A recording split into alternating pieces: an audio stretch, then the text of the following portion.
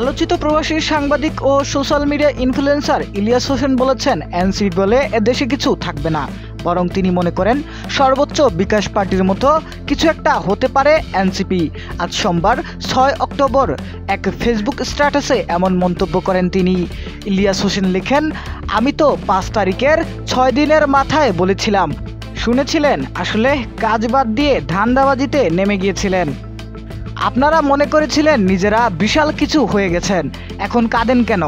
NCP বলে এদেশে কিছু থাকবে না, সর্বোচ্চ বিকাশ পার্টির মতো কিছু একটা হতে পারবেন। তিনি আরও লিখেন, জামায়াত বিএনপির বাইরে ১০-১৫ বছর পরে আওয়ামী লীগ আসতে পারে, তবে এনসিপি না। আপনারা কিছু টাকা কামিয়েছেন কিন্তু গ্রহণযোগ্যতা হারিয়েছেন। ইউনূস সহ প্রতিটি উপদেষ্টা ধান্দাবাজি করেছে এবং সবাই বিদেশে টাকা পাচার করেছে। আপনাদেরও কেউ কানাডা, কেউ তুর্কি, অস্ট্রেলিয়া, আমেরিকা, ইউরোপে টাকা জমিয়েছেন। ইলিয়াস হোসেন আরও বলেন, অতএব শুধু উপদেষ্টারা না, আপনারাও সবাই সেফ এক্সিটের চিন্তা করেন। সামনে আওয়ামী লীগ মরবে, বিএনপি মরবে, কথা না শুনলে জামায়াতও মরবে। আমার একটু দুর্বলতা আছে, তাই ভালোবাসা দিয়ে বললাম, তবে ভবিষ্যৎ তোমাদের অন্ধকার।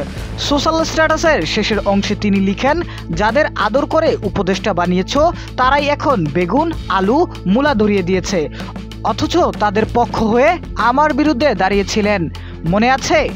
এখন নাকে তেল দিয়ে ঘুমান গিয়ে। সামনে নির্বাচন, জামায়াত আর বিএনপির মধ্যে। ইলিয়াস হোসেনের এই মন্তব্য নিয়ে ইতিমধ্যে সামাজিক যোগাযোগ মাধ্যমে ব্যাপক আলোচনার সৃষ্টি হয়েছে।